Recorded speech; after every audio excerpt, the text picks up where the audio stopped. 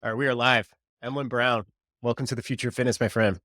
Thank you, Eric. Great to be here. Thanks for having me on.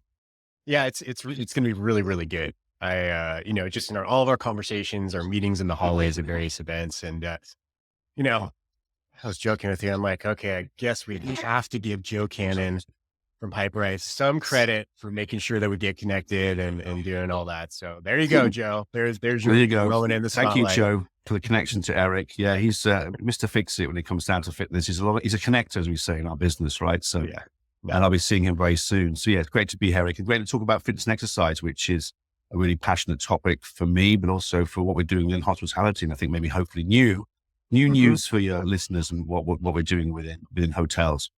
Yeah, you have a very, very valuable and high level perspective on what's going on globally in the world of wellness, and that's what I want to kind of extract out of you through this Mm. interview. And I didn't realize really until our last conversation about a month ago, before we recorded here, was how large your company is and how Mm. much you oversee globally. So let's just set the table really quick here, Ellen. Like, give us insights into Accor, what you guys do in your role, because you have a lot of responsibility.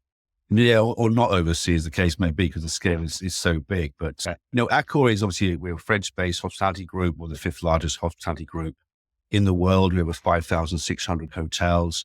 We're now at 47, maybe nearly 48 brands across that. And we range from, economy, some driven hotels like Ibis, all the way through to mid-scale with people like Novotel, premium hotels with Pullman and Swiss Hotel. And then we get into the luxury side of things with our Raffles and our Fairmont brand, which I think your American listeners will know well from Canada and the United States. We have trains with Orient Express. We have boats being built. We also have a wonderful lifestyle division, which is a collection of 16 lifestyle brands. And you might know Delano, Mondrian, SLS in the United States, which were the SVP brands that we bought about 3 years ago and are now scaling globally. So we were a very, very large company, over 350,000 employees globally. And on the spa and wellness side, naturally, with that scale, probably touching about over 1,000 to 1,100 fitness facilities. And they can range from your 50 square meters or 25 square meters in a box to 5,000 square meter big box clubs in Claremont in Berkeley, right? So a real big range of exercise and movement. And then about 600 spas globally, which go from your ultra luxury Raffles in London, the Old War Office, or a wonderful location, Century Plaza in Fairmont, down to more smaller scale operation. And in this as well, a mixture of things like destination wellbeing and resort-based wellbeing and so on. I've been with the company 6 years, and my role as SVP of Design and Development and Strategy is really to help guide and support the brands in the direction where we're going on a bigger picture. Also have a responsibility for design and development, so really working a lot with architects, designers, conceptualizing and creating concepts and also construction for our hotels and how we weave and bring fitness and well-being into those spaces. And that's ostensibly where I play the major role. And then allowing our operational teams the remit and the inspiration to then drive that towards performance and our customers and our guests, to make them feel, that they're getting a wonderful well-being experience when they're on our properties. Wellness is taking a much more central role in hotels. We have 4 out of 5 of our guests that are taking a step every day to improve their health and well-being across all of our different brands. And that means 80% of our customers are looking for a wellness type solution. The higher up the luxury scale you go, the more they're seeking that. And therefore the sophistication we need to be deploying and bringing to our guests has really accelerated the last 10 years. And my role is to hopefully support that journey and help our team members provide that experience for our guests. Yeah, amazing. There's a lot of terms, that we use in the industry. I want to kind of clarify for the sake of this conversation, right? So I've seen you kind of oscillate between wellness and well-being. Mm. So maybe like define in your terms, like what is the definition of wellness? What is the definition of well-being? And then after that, maybe we can talk about how fitness kind of fits into that, Mhm. that realm. It's a good question, but one that most people don't really try and they jump between both, right? And so Yeah. when I first started with Accor, we're creating our strategic platform, which was, well, how am I going to get my arms around this machine, this oil tanker of a business, and how do we move it forward? And one of the ways is to take a step back and be very clear about your semantics, about the words that you use. And so we had the wellness, the well-being with a hyphen, well-being without the hyphen, for our American cousins, right? big discussions. And essentially, I think anytime you want to go back about words, just go look at the dictionary and see what they actually mean, right? Or most people just don't do, you know? And wellness for us is actions and activities. They're the things that you do every day. They're your movement, your 10,000 steps, your plant-based food, your nutritional elements, your yoga, your headstand, whatever ever floats your boat from a well-being, wellness perspective, right? How you're applying that action. So wellness for us is actions. Well-being is outcome, right? So your overall well-being is then supported by, let's call it the compound interest of these things added together, creates a state of well-being. It's your sort of Maslow's hierarchy of human needs. The top bar is well-being, and below that is your different stratas of wellness activity, movement, nutrition, mindfulness practice, recovery, whatever it would be, in order to achieve an idea of well-being. And that's how we define it within Accor. That's how we discuss it. We then created within our team what we call the 6 pillars of well-being, which is how we approach creating a strategy or creating a platform for delivering well-being to our guests through wellness activities. And they were fitness and movement, mindfulness practice, how we design our hotels, how we leverage our spa to be successful, what we're also doing about things like digital, so balanced digital delivery to our guests and using that in a positive way. And naturally, nutrition, right? So those 6 areas and the 6 pillars of our a wellness philosophy that we then deploy within our brands. And that allows us to create a very strong platform to say, look, we have consistency in our approach. When we go into a brand or work with a brand or create a concept for a hotel, we're using those 6 pillars as a way to think about that. And then we sort of turn the volume up or down on those pillars, depending on the brand, the consumer, the price point, how it would be. So a Fairmont has the 6 pillars applied to it, but it's very, very active in the fitness space and recreational space and the outdoor space, and very active in the nutrition space. Our Raffles brand has got a particular focus on digital and recovery and use of tech, and also on mindfulness. Our Pullman brand was all about fitness. And so in the same way that music notes are the same, we can play many, many songs with the 8 or 10 notes we have available to us around the world. And the same applies to deploying wellness and well-being strategy. So that's how we approached it. And fitness has become a significant part of that delivery, right?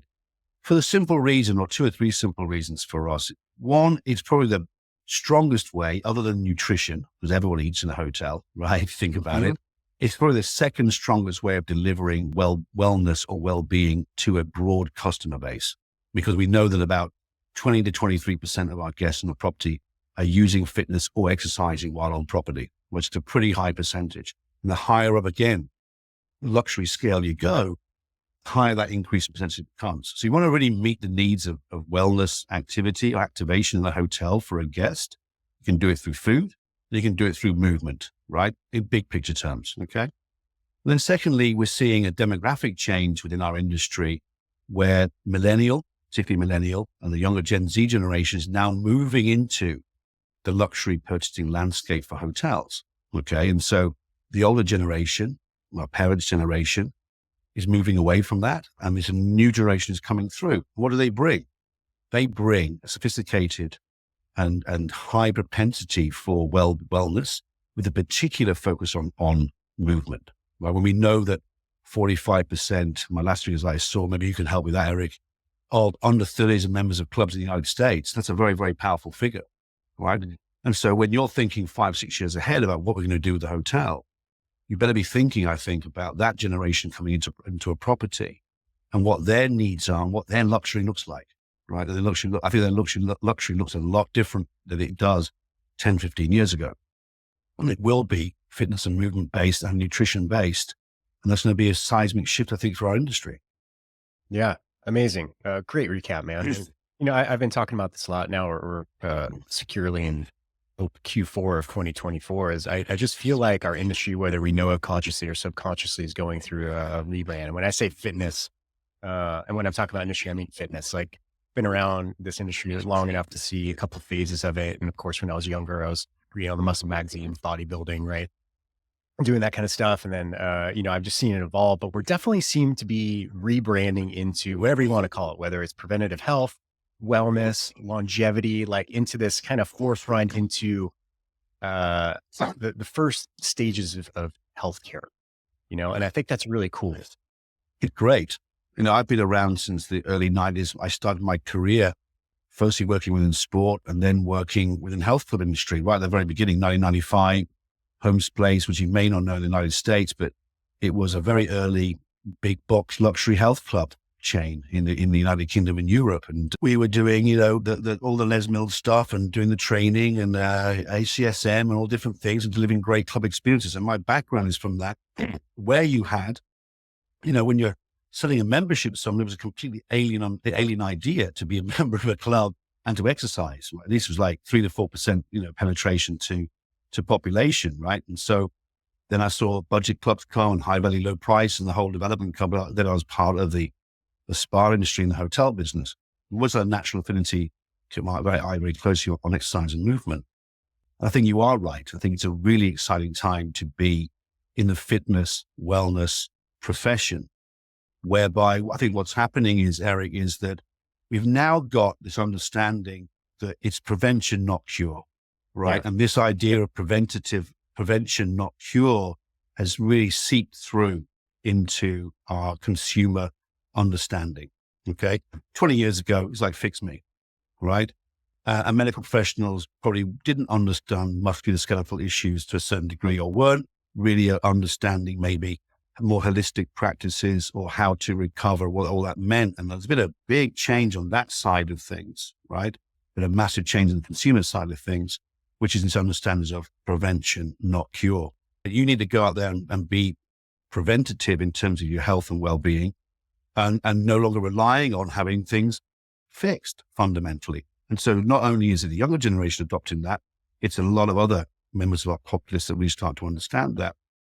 Other factors that come into play that are really, I think, unique for us right now, I'd say, is the push and the pull factors of this. The pull is this attraction, this social media of certain degrees of body, beautiful and attractiveness, but also the aspiration of wealth, right? The idea that health is wealth and being healthy is a projection of your wealth, shall we say. You could say that health is a new haute couture, which is a line that I used at the management conference, right? At the same time, the push factors, the idea of fear, stress, environmental stress, et cetera, that's a very powerful dynamic in any industry that I don't see happening in a lot of other industries. So yeah, I agree. And then now it's the blurring, it's the understanding. It's not just about being fit. It's about recovery. It's not about being fit. It's how you fuel your body. In fact, fueling your body is more important than probably the fitness and then the recovery. The access to information we've got through social media, rightly or wrongly, and hopefully we'll touch on some of the rights and the wrongs of that later on, is a very, very exciting time to be a professional in this business, right? And I think that, yeah, it's been 25, 30 years coming for some of us, right? But I don't think we could be in a better industry right now than in this well-being industry that is, there's much broader now than just siloed fitness and movement and exercise and so on. Yeah. Yeah. It's, I think you said that in a very articulate way. And it's something that I've felt and seen. I just haven't really put it into words like that. I mean, even in my medium of podcasting, you have this mass hunger from consumers to learn more about their health. I mean, I call it the Huberman effect, right? And then everyone else just kind of spurred through that category of evolution of like, everyone wants to know. And I was joking, I was at a hot springs for my wife and I had our anniversary, it was her birthday, and we went to these hot springs and there was a cold plunge and then the hot spring, beautiful place. Every time I got into the cold plunge, somebody was there lecturing about benefits of cold plunge. Someone who obviously listened to Huberman or Rogan or Gabby Lyon, whatever. Like you could tell, it was just so funny to me. Like that never happened 5 years ago. So it's that pull, but then you're right. People, during the pandemic and maybe they're starting to see like a lot of baby boomers start to generate into like their older years, and it's not pretty for a lot of them, right? It's a lot of a decade of sickness and health. So there's a lot of fear too. So it's just this nice little, not nice, it's just this reality of the situation that people are really starting to pay more attention, especially the younger generations, which I think is really cool. And I think there's wearable technology plays a role in that too. People are starting to see their sleep data, their HRV, what a cup of drinks does to that. And the younger generations don't drink as much, which is really interesting to me. No, that's, I think it's the gamification of your lifestyle, right? Yeah. I mean, particularly on the sleep one, I mean, mean, 20 years ago, we about how many pints or whatever you would call it in America you may have drunk. And now it's like how many hours of sleep you got, what your Whoop score was, right? This are the conversations that younger people are having. We're seeing significant shift into, let's call it sober curious or even fully teetotal because of the impact of alcohol on you physically, or people taking breaks from alcohol. Sober October has just took place. Dry January is now increasing. Again, in our industry, significant change because we're now moving from, alcohol-driven bars to mixology that's not involving any alcohol or zero alcohol or low alcohol content, looking at adaptogen-based drinks with a variety of different collagens and supports inside them is now moving, into hospitality and into hotels and being demanded by our guests, right? And so the minibar is changing. The restaurant is changing. The bar is going to change fundamentally. Still the social element, but it's done in a different way.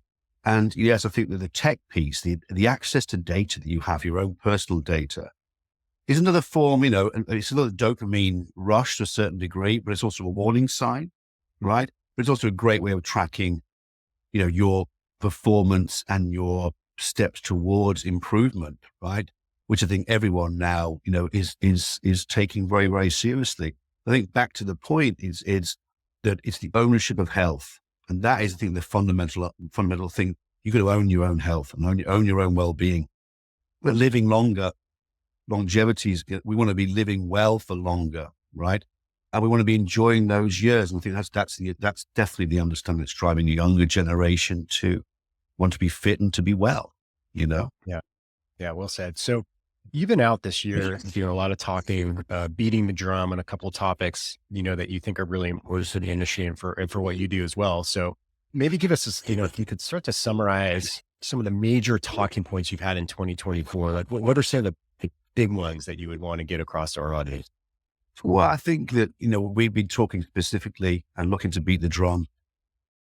I think because Accor is an innovator and a leader when it comes down to developing well-being for our guests, and we want to be known as that. We understand very clearly that our consumers demand that, and therefore driving wellness and well-being activity into our properties is vitally important. And I have incredible support from our senior C-suite management all the way through the organization, where really trying to understand how important this is for our guests. I think 3 or 4 things we could probably talk about that I think are significant shifts for the industry and for us, right? I think the first one is within hospitality, which is interesting for yourself and for the listeners, is that the major change in how we're thinking about hotels and how we develop hotels. All right. And previously 25, 30 years ago, it's all about heads on beds and room profit and room profitability, and that rooms made profit. Okay. So you'd be in a development meeting and you'd have, 12,000 square meters of space and GFA. And the question is, how many rooms can we get in there? Okay. And we get all the rooms in, as many as we possibly can. And then we are looking to find space for restaurants and back of house and support services, and we get that in. And then we're like, oh, we need a gym. Where should we put that? Let's put the gym at B2 next to, the waste compactor, or I'm not exaggerating to a certain degree. Oh yeah. Or B3 level, tucked away, no sunlight, next to the car park. That's great. Tick box, 150 square meters, 500 room hotel, that's changing. It's changing because hotels are being built for living, not for sleeping now. It's a huge shift, right? Driven by, I think, a lot of the impact of our lifestyle, hotels and how they work and what they do. So hotels for living and not for sleeping, or sleeping being an amenity and living being the product, is a big change. With that is how you talk about hotel design, development, how you're creating animated lobby experiences, how you're creating restaurants and bars that are linked to community. We want our hotels to be full with people from the local community. Why? Because A, it's a great revenue stream. B, it attracts more hotel guests when they come into a buzzing, localized property and hotel, right? So that's probably the one big shift. Where does well-being come into that? Well, nothing more social than the wellness experience, right? Nothing more social than a health club experience. And so what we're seeing and what we're planning in Accor is bringing our health clubs and fitness center stage, expanding the size of it, combining the natural amenities of a hotel. So pool, changing rooms, spa, fitness, and usually we're sort of spread all over the hotel. And spa be on the 6th floor, Fitness is on the third floor, pools on the another area. Bring it together. Let's combine that 13,000 square feet for the Americans, 1.7 square meters for us here in Europe, and turn it into a club. Because you're going to build it anyway, right? So why not build it to create community, to create club debate, to create income from membership, which is both predictable and sustainable and has a great strong wash down to GOP and EBITDA.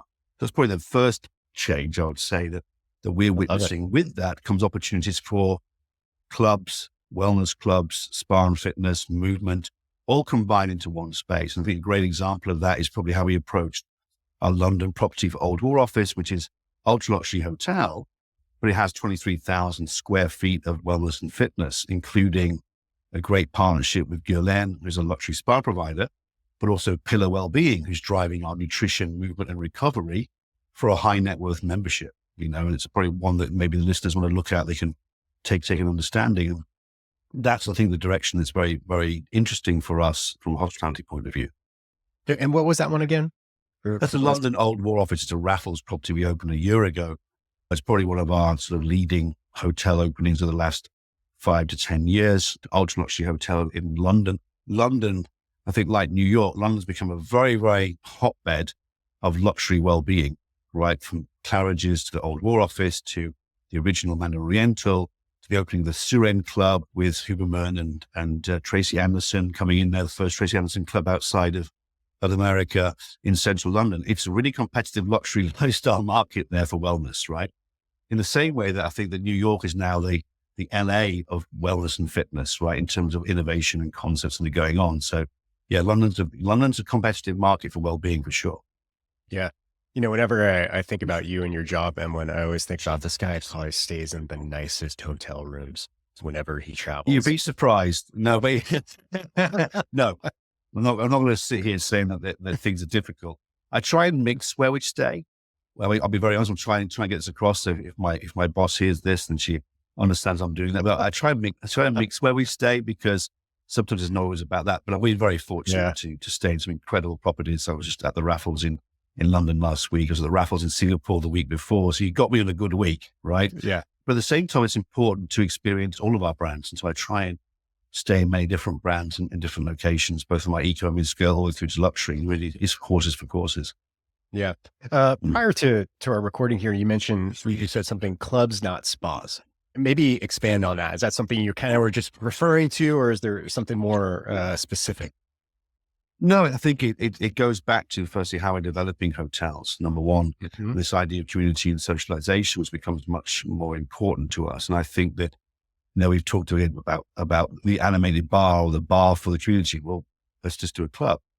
Yeah. I think most importantly was really it's about the predictability or the possible predictability of revenue and income that a club can create versus the more reactive element that a spa is creating. When you have a membership, as you know, and your listeners will definitely know, you drive a membership, you have predictable incomes on a monthly basis. You're bringing people into the facility. They bring light and animation. They spend money elsewhere in the hotel or in the spa, and everyone benefits. Whereas maybe classical spa development previously was, let's build a spa for our hotel guests. Let's build a fitness area for our hotel guests. And it's capturing hotel guests. So you therefore, depending on the fluctuation of their occupancy or the length of time they have to stay on a property, or your ability to drive in external consumers. And now what we're saying is we're building spas or in urban locations for locals, right? So we're building and creating, thinking about our spa experience from a location, accessibility, price point, product selection to bring locals in, and our hotel guests can benefit from it. Rather than previously saying we're building this for a hotel guest as an amenity, and therefore maybe some of our locals come in. So it sounds like a very small swapping of sentence structure. Not at It's all. quite a significant change in mindset and thought process that is coming out through our entire industry, right? We're seeking and our responsibility is to support ownership and creating return on investment on an asset. Well, let's make sure that every square meter of that asset is creating return. It's either creating return as a profit center, or it's driving experience, which allows us to drive occupancy and rate And I think that well-being plays a role on both sides. It's a highly aspirational reason to book and to click and to stay. And it can be, with the right configuration, the right thought process, a profitable business, but more importantly, highly experiential, right? It's probably one of the most intimate ways of connecting with your guest. We know that a wellness guest in our property will spend 55 to 60% more than a standard leisure guest. They'll stay longer. They have a greater propensity to book suites and also return. And they have a high propensity for recommendation. Tie those things together. They're a very, very powerful group to be attracted to anyone's property. And so, wellness plays a strong lead in doing that. And again, the club, not spa, is really about a mindset of thinking about how you approach community and how you approach development. Fitness is expanding, movement is expanding, spa treatment rooms are changing. We're looking at more socialization space for our thermal areas, how we design pools. Big change happening. We would like to emulate, or maybe say I or we are hoping, speaking for we, the Equinox, the High Mat, the Third Spaces of this world, right? Who are creating great club experiences in size and square meters that are not so different than the square meters that we're building in standard hotels in urban and resort locations. So why not look to create a club environment? So let me see if I get this straight, Ellen. So let's say you had a nice property here in Whitefish, Montana, which you don't, but you should. Not yet. We'd love to have one. Yeah. And it's got this beautiful club experience that you guys have built out. Mm-hmm. Now, I'm not staying at the hotel, but I live in the area. Now I can get a membership to that club, right? Mm-hmm. Along with any of the patrons of the hotel or the property itself, which I would imagine then would drive you guys or management companies like yours to make the club even better, because now it's a consistent profit center versus something that's just an expense line that maybe someone would use. 100%. I mean, you hit the nail on the head. But also at the same time, you're bringing community in. There's going to be also co-working. We're going to be staying in the lobby. We recommend to stay in the hotel because it's their club. And so their friends will stay there. They'll dine there maybe once or twice a week. And this is not a new concept, right? This has been done. It's been done in our Fairmont, our Claremont in Berkeley is a 5,000 member club, right? And the club is a dominant part of that property, and everyone benefits from it. You're seeing that happen more and more. It's going to take some time and not an overnight situation, but the models are there to prove its success. And particularly in the States, Scottsdale with our Fairmont is a club. It's a fantastic club operated by Trilogy Group. And it's based on club business, of which the hotel is part of that. And so that's if you want to tie people back to community, back to our thing, building hotels for living, then living in the future is going to be well-being orientated. It will be about movement, nutrition, recovery, and so on. So thinking about that, when you're thinking in my role, you start a project today, you won't see that project come to life for 5 to 6 years, maybe a little bit longer. Then you've got to have a longer term thought process. You need to be founding your principles and your strategic ideas based on fundamentals, not moving with the wind, on long-term plays. And long-term play, I think, is club-based activities and club-based activations that allow us to build better facilities and upkeep those facilities in a better way for our local community. Are you familiar with the Olympic Club in San Francisco? Have you seen that one? No, I'm not. No. So I feel like that's something that's been doing what you're talking about for a very long time. They, I've had friends who, the sport I played in back in the day was water polo. And if you were very good, you got invited to join the Olympic Club and play for their team, which was one of the best, club teams out there. And I never got invited, but I should have. So whatever. And we can talk about that later.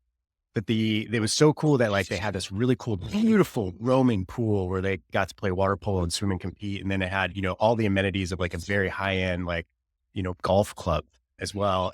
But then it had a hotel, which always confused me. My mind just couldn't put two and two together. I'm like, wait, so I can, you have a hotel that people can stay at and you get a discount for your friends if you're a member. Right. And it just seemed like this seamless thing and became the centerpiece of very, very nice. And I always wonder, I'm like, wow, that's such a unique, cool thing. I think they have something similar up in Seattle. So yeah, I guess it has been around for longer than I've known, I've been aware of, but now it seems to be really, really popular and something that can really, go to the moon. Yeah, I think it's a combination of, a Midtown in Chicago has got rooms, right? It's a huge club, but it gives you another example. I'm sure they want to build more. I think Midtown club concept is incredible. I mean, the scale is incredible, but what they do is pretty incredible too, right? And so they're putting rooms on, you had Soho House, which was basically a members club. There's now definitely adding rooms onto every time it builds a club. It's a similar sort of process. I think from a real estate point of view, it made a lot of sense. Yeah. When you're looking at, Accor we are very active within the residential market, one of the leading residential branded residentials in the world. And there you're seeing the idea of a hotel, a residential being built with a centralized services. In fact, again, Old Royal is an example of that, where we have a dedicated club and spa within that property, but residents have access to certain things, including the 25-meter pool, which is beautifully built. And so from a real estate development point of view, this all starts to make sense, so that's probably one very topical element we've been discussing all year, that shift, which is now ending up, we'll be releasing a white paper this year called Making Waves, which will be basically a design, what's happening in wellness design, what's our thoughts about wellness design. And we had a number of leading speakers that supported us on that. And then we're going to release that in January. I think the second thing we've been talking about is the resurgence of bathing culture. Yes. That was my next question. Yeah. I'm excited to talk about that. It's a popular pastime and hobby, but also I think it's really a resurgent element. And I think the US market, Canadian market, relatively new, right? In terms of this, for a Central European market, a couple of thousand years old, right? It's just so amazing. But what's now old is new again. Okay. So what would we mean by this? I think we're seeing an increase in the ideas of socialization. So what we're calling the move from me to we, the we of wellness, right? Which is group-based activities. It can be, and I'm not trying to steal, other people's industries, but hiking, movement, outdoor, yoga, boutique fitness concept, people coming together to exercise and move together and be a tribe, right?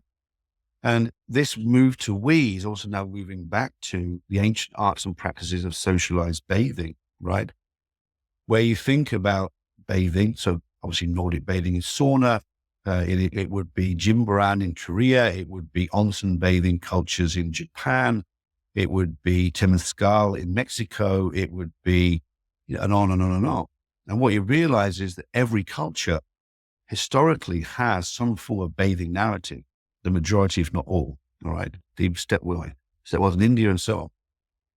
And then this bathing culture's bit resurgent is an ancient healing art and practice that works, all right?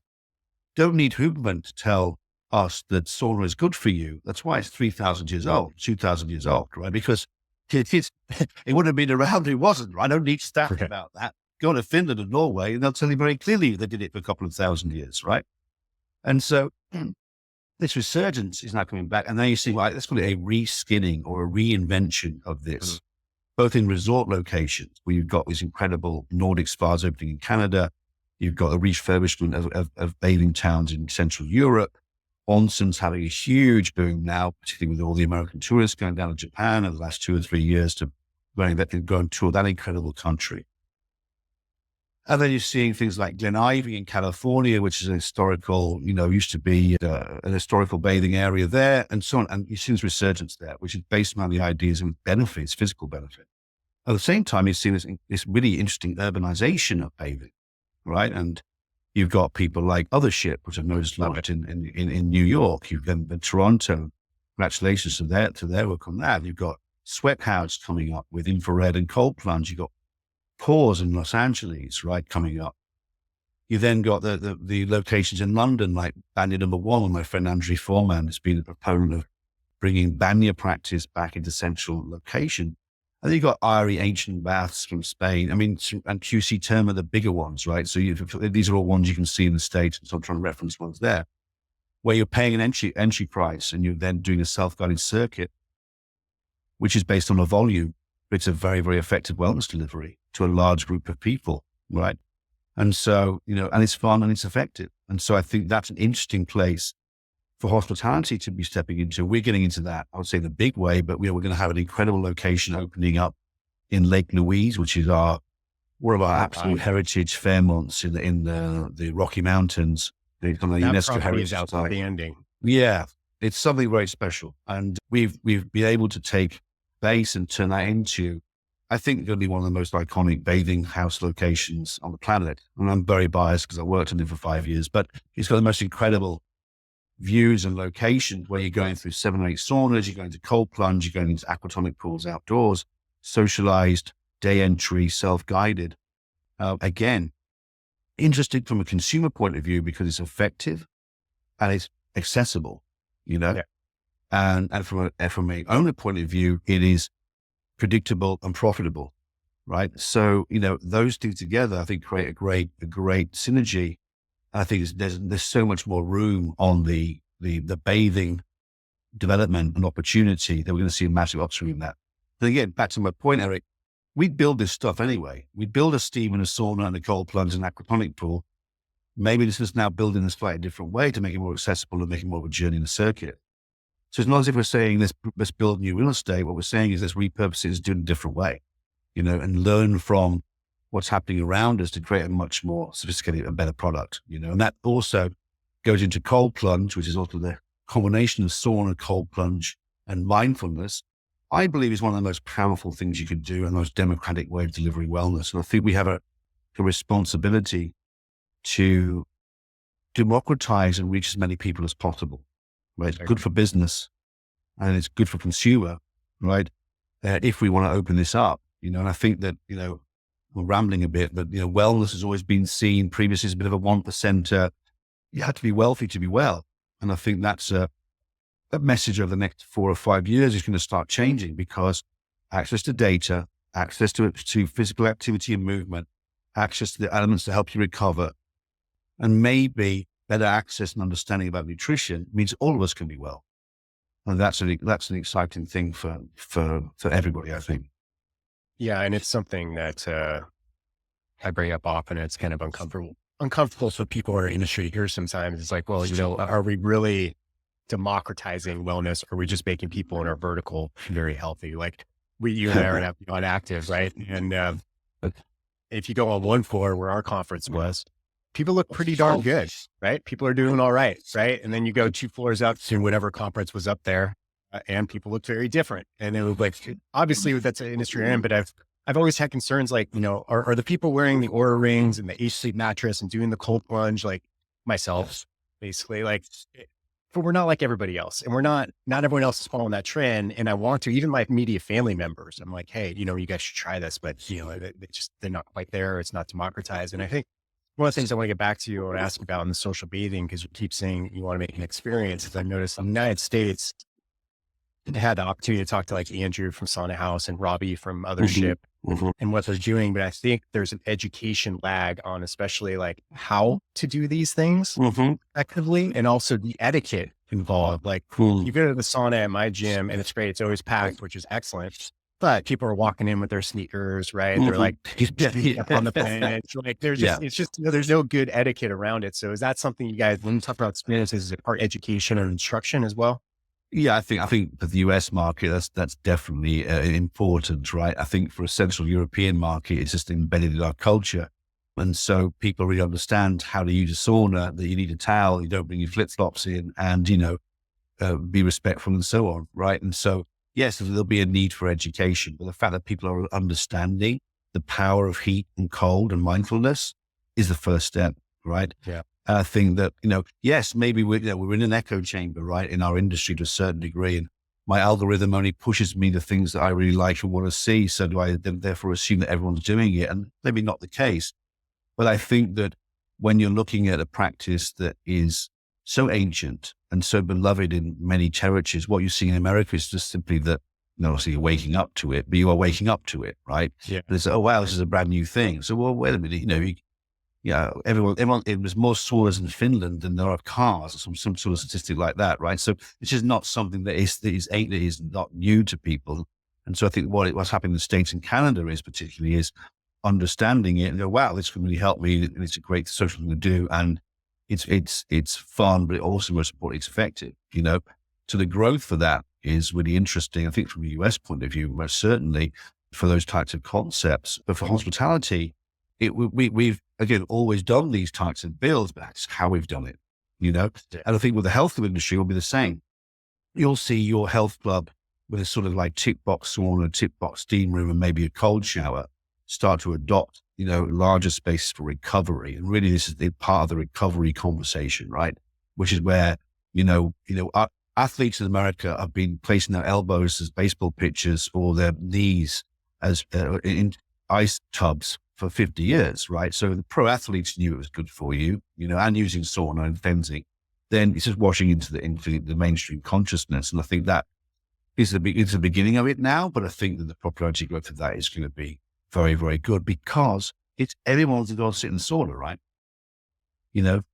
Not everyone can get in a cold plunge, but everyone can get in a sauna. So I think, I think a lot of people talk about cold plunging, but whether they actually do it is a different thing.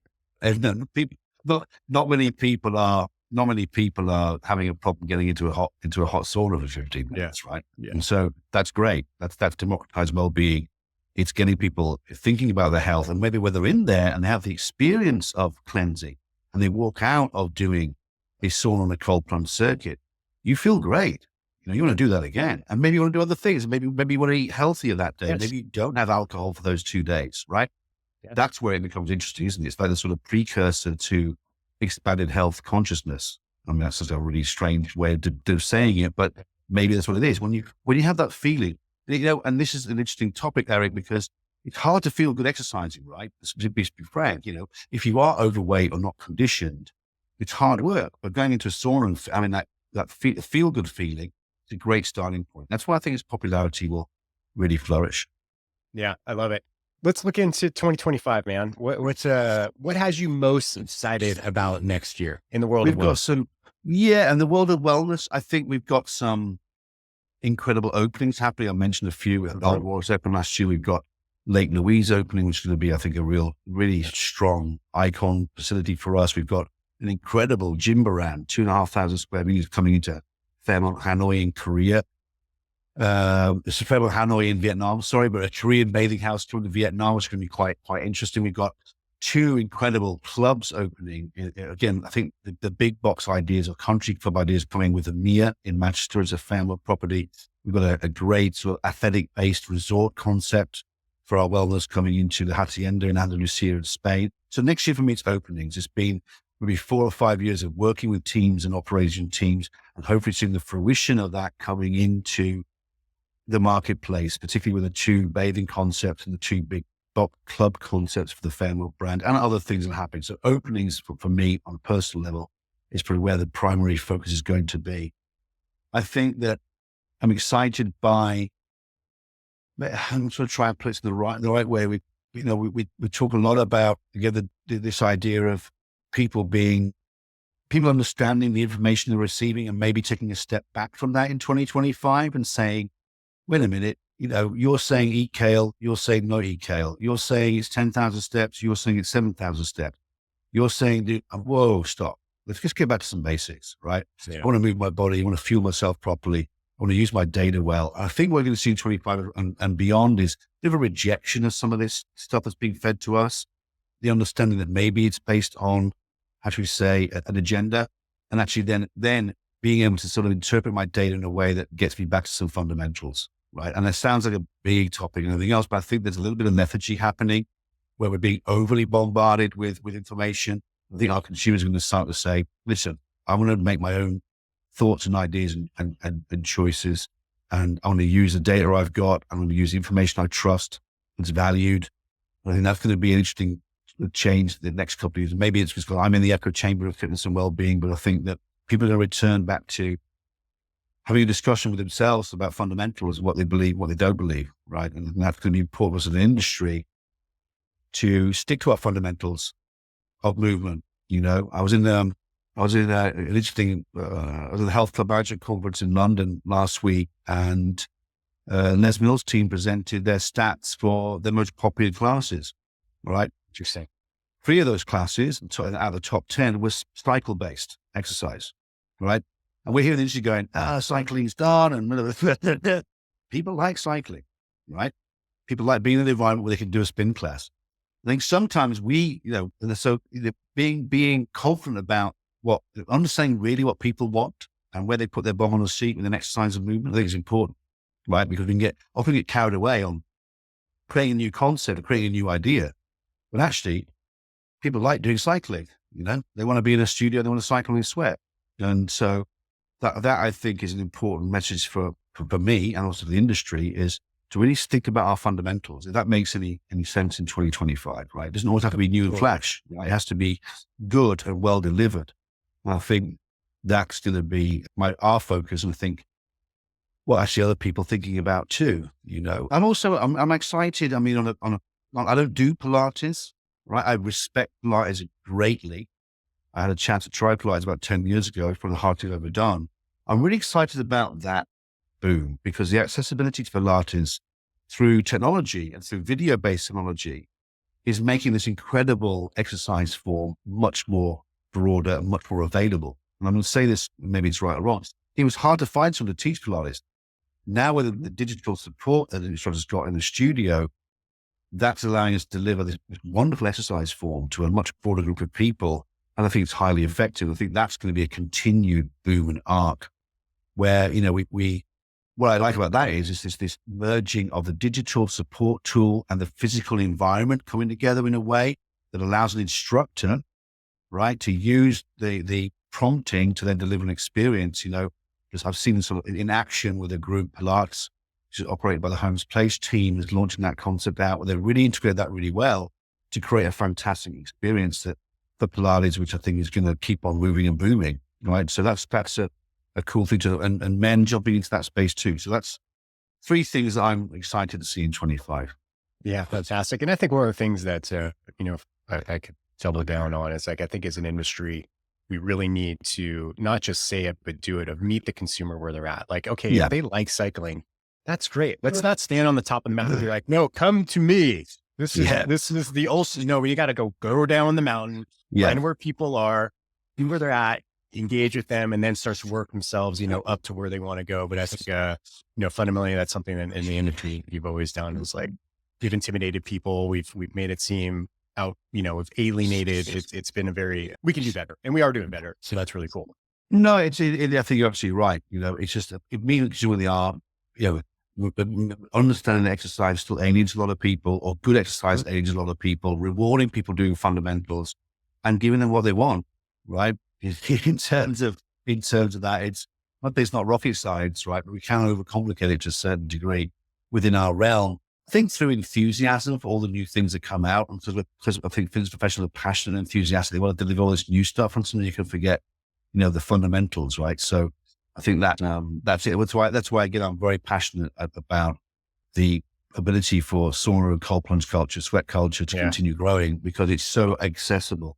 And I think that, the mission I think we have, there's responsible professionals, but also people who are interested in creating good businesses, is to be as broad and open as possible to the broadest market.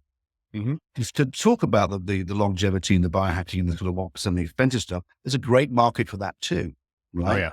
And there's a lot of people who want to move into that space who will progress through and spend progressively more on their health and well-being, right? And go to better clubs and bigger clubs as they move through the cycle. But I think the market for that is very, very relatively small. And so I think that when we're looking at from a broad portfolio of hospitality, we will certainly be adopting tech and looking at what's happening within longevity spaces, but making sure that the plays we make, the recommendations we make to our owners for this type of equipment purchase, whether it's hyperbaric or it could be, cold plunging, or it could be infrared technology, whatever else, is a long-term play, right? And so I think that there's still a lot of science there that needs to be grounded, but we're starting to see some things coming into the market that are very, very grounded, and we'll certainly be adopting some of those in our concepts to support our guests, right? But maybe not first mover, that makes any sense. Makes total sense. Emily, if a couple of things, if people want to get a hold of you, where they go, and more importantly, if people are going to reach out, what would you like them to reach out about? What do you need help with? I get a lot of people reaching out to me, Eric, when I want to do that. But if you want to see what we're up to, you want to keep a track on us, then we're very active. I'm personally active on LinkedIn, so you can get me on LinkedIn at Emlyn Brown. If you want to see a little bit more of the sort of all the travel and the great hotels, and you can reach me on Instagram on EMLBRO, which I'm more than happy to do. And if you're going to reach out to me, I'm interested in in tech solutions for sure. I'm interested in expand our understanding of that space and what's happening. We've been, obviously we're active users of Hyperrise and Normative for compression. We've got building a relationship with Ascape out of New York and looking at their wonderful piece of tech, which are now launched in the USA market. We're building, into the cryo and different things. So anything sort of tech and digital based that can support hospitality, I'd be definitely keen to look at.